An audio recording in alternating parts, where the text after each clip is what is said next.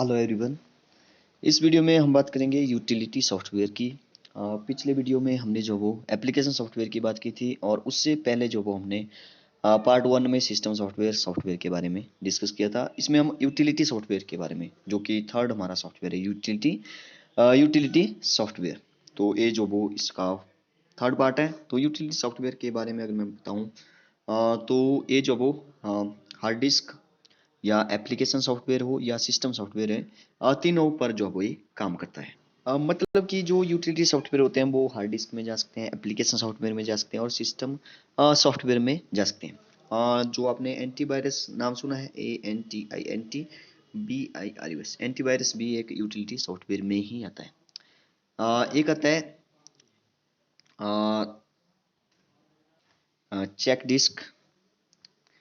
Check disc और एक आता है स्कैन डिस्क। ये सारे जो इसी के ही पार्ट हैं, स्कैन डिस्क। तो सबसे पहले बात करते हैं एंटीवायरस की। एंटीवायरस से भी कई सारे क्वेश्चन जो पूछे जाते हैं। देखिए, एंटीवायरस से पहले बात करते हैं वायरस की। तो वायरस क्या होता है?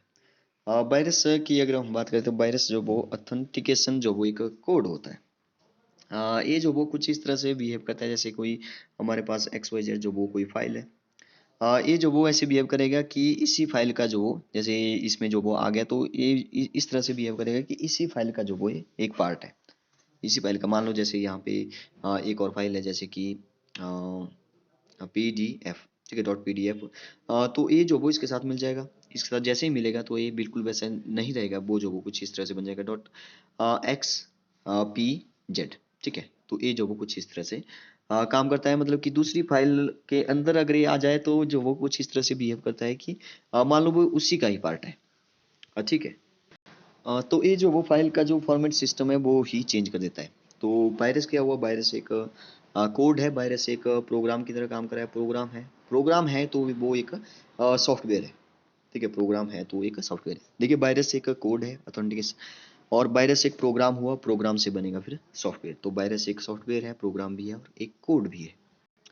तो वायरस क्या करता है? वायरस जो वो किसी फाइल में जाकर जो वो उसका जो भी फॉर्मेट है उसको ही चेंज कर देता है, ठीक है।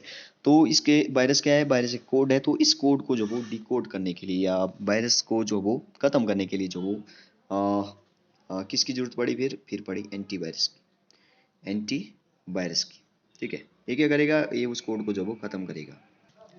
एक बहुत ही इंपॉर्टेंट क्वेश्चन मुझे याद आ गया एंटीवायरस से। तो एंटीवायरस से बहुत ही इंपॉर्टेंट क्वेश्चन है, देखिए ध्यान से सुनिए।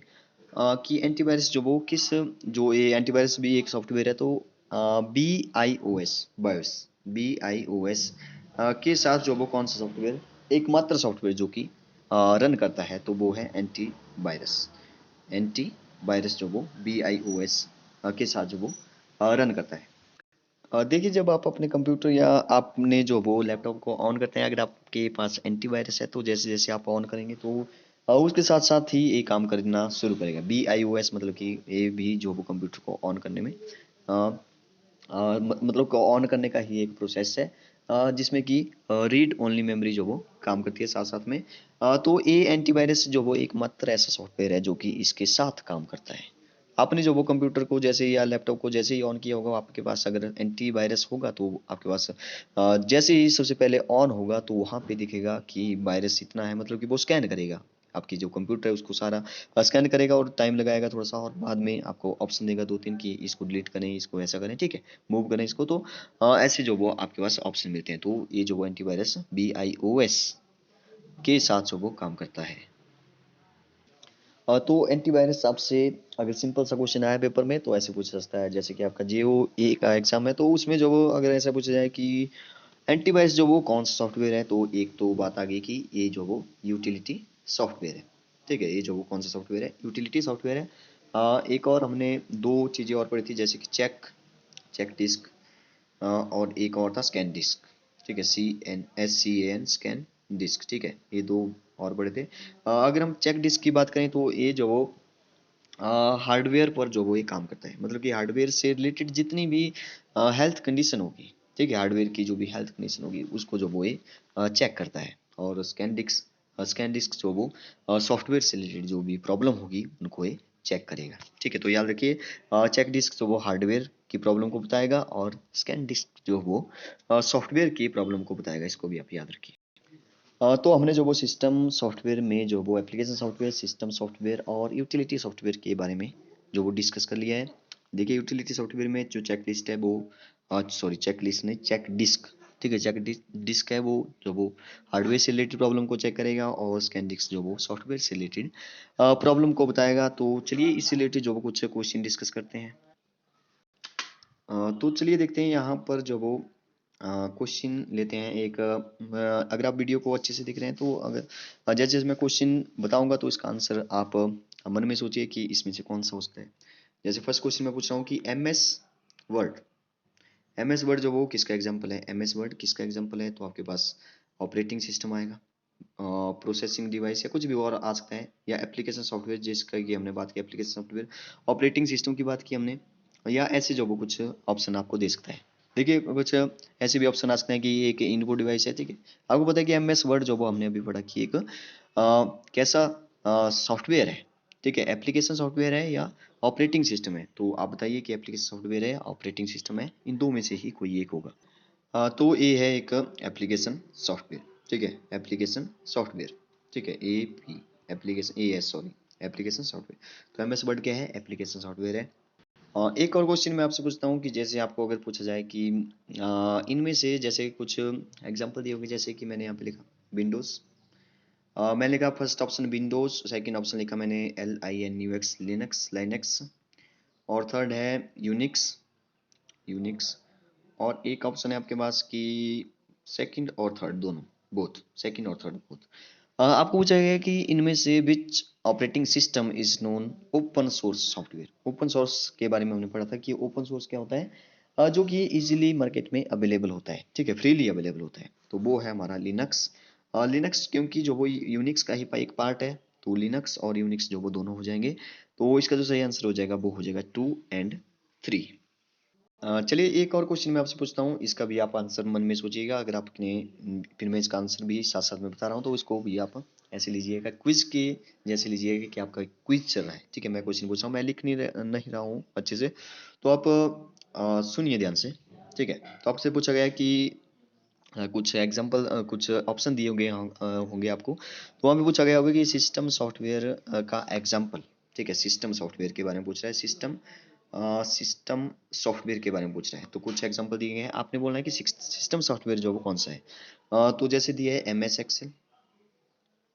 एक्सेल दिया है, MS पावर पॉइंट दिया है, और एक दिया है माइक्रोसॉफ्ट विंडोज, ठीक है। तो आपको पता है कि MS एक्सेल और MS पावर पॉइंट जो वो एक एप्लीकेशन सॉफ्टवेयर है, ठीक है। और भी कई सारे ऑप्शन दे सकता है, लेकिन आपको जो वो विंडोज दिख रहा है यहाँ पे, जो कि एक सिस्टम सॉफ्टवेयर है ना कि एप्लीकेशन सॉफ्टवेयर। तो इसका सही आंसर हो जाएगा माइक्रोसॉफ्ट विंडोज, या विंडोज ही होगा तो वो भी एक सिस्टम सॉफ्टवेयर ही है।